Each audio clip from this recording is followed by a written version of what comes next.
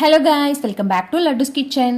இன்றைக்கி நம்ம சேனலில் சூப்பரான டேஸ்ட்டில் தக்காளி சட்னி எப்படி பண்ணுறதுன்னு பார்க்க போகிறோம். இந்த தக்காளி சட்னி பார்த்திங்கன்னா ரோட்டோட கடைகள்லாம் கிடைக்கக்கூடிய ரொம்ப ஃபேமஸான தக்காளி தண்ணி சட்னி. இந்த சட்னி ரொம்பவே சிம்பிளாக ஈஸியாக பண்ணக்கூடிய சூப்பரான ரெசிபி, ரொம்பவே டேஸ்ட்டாகவும் இருக்கும். வாங்க இந்த சட்னி எப்படி பண்ணலாம் அப்படின்றத இந்த வீடியோவில் பார்க்கலாம். வீடியோக்குள்ளே போகிறதுக்கு முன்னாடி நம்ம சேனல் இது வரைக்கும் சப்ஸ்கிரைப் பண்ணாமல் இருந்தீங்கன்னா மறக்காமல் நம்ம சேனல் லட்டுஸ் கிச்சனுக்கு சப்ஸ்கிரைப் பண்ணி பக்கத்தில் இருக்க பெல் ஐக்கானை கிளிக் பண்ணி வச்சுக்கோங்க. வாங்க வீடியோக்குள்ளே போகலாம்.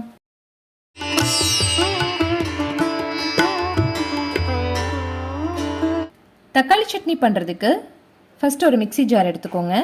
இதில் 1 டேபிள் ஸ்பூன் அளவுக்கு சீரகம், கூடவே 6-7 பல் பூண்டு சேர்த்துக்கிறேன். இது கூட 10 நம்பர் சின்ன வெங்காயம் தோல் உரிச்சிட்டு சேர்த்துக்கலாம். மீடியம் சைஸில் ஒரு பெரிய வெங்காயம் இந்த மாதிரி குட்டி குட்டியாக கட் பண்ணிட்டு சேர்த்துக்கிறேன். 7-8 கார மிளகாய், இதை கொரகொரப்பாக அரைச்சி எடுத்துட்டு வந்துடுவோம். பாருங்க, இந்த அளவுக்கு அரைச்சி எடுத்துட்டு வந்திருக்கேன். இது கூட ஒரு சின்ன துண்டளவுக்கு புளி, மீடியம் சைஸில் 3 தக்காளி, நல்லா பழுத்த நாட்டு தக்காளியாக எடுத்திருக்கேன்.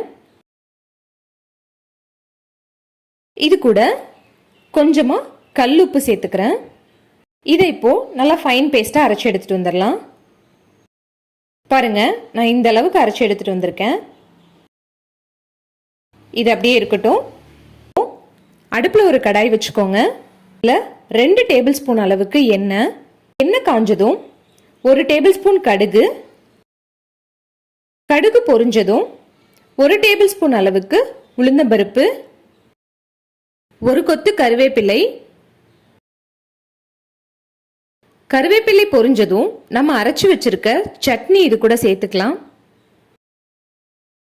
கூடவே அந்த மிக்சி ஜாரையே கழுவி கொஞ்சமா தண்ணி சேர்த்திருக்கேன். தண்ணி சேர்த்து இதை நல்லா கலந்து விட்டுருவோம். இப்போ உங்களுக்கு எந்த அளவுக்கு தண்ணி தேவைப்படுதோ அவ்வளோ தண்ணி இதில் சேர்த்துக்கலாம். நான் இன்னைக்கு எக்ஸ்ட்ரா 1 கப் அளவுக்கு தண்ணி சேர்த்துருக்கேன். தண்ணி சேர்த்து நல்லா கலந்து விட்டுருங்க.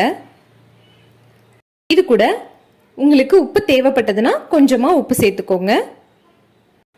இது ஒரு மூடி போட்டு 5 நிமிஷத்துக்கு நல்லா கொதிக்க விட்டுறலாம். பாருங்க, இப்போ 5 நிமிஷம் ஆயிடுச்சு. இதை ஓப்பன் பண்ணி பார்ப்போம். சட்னி நல்லா கொதிச்சு ரெடி ஆயிடுச்சு.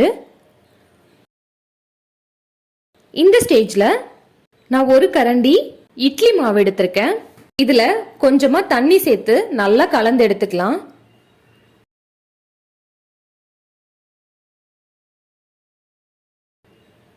பாருங்க, இந்த அளவுக்கு நல்லா கலந்து எடுத்திருக்கேன். நம்ம கலந்து எடுத்த இந்த மாவை நம்ம கொதிச்சிட்டு இருக்க இந்த சட்னி கூட கலந்துருவோம். கலந்து நல்லா மிக்ஸ் பண்ணி விட்டுருங்க.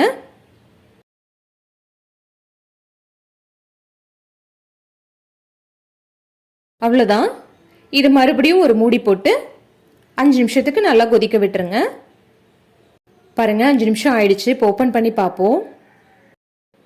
நமக்கு சட்னி சூப்பராக ரெடி ஆயிடுச்சு.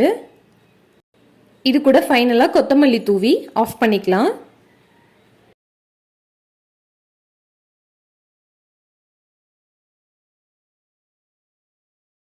அவ்வளோதாங்க, கையேந்தி பவனில் கிடைக்கக்கூடிய தக்காளி சட்னி சூப்பராக ரெடி ஆயிடுச்சு.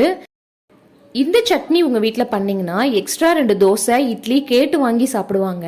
அந்த அளவுக்கு டேஸ்ட்டாக இருக்கக்கூடிய இந்த சட்னி ரெசிபியை கண்டிப்பாக உங்கள் வீட்லேயும் ட்ரை பண்ணி பாருங்கள். ட்ரை பண்ணி பார்த்துட்டு எப்படி வந்ததுன்னு கமெண்ட் செக்ஷனில் சொல்லுங்கள்.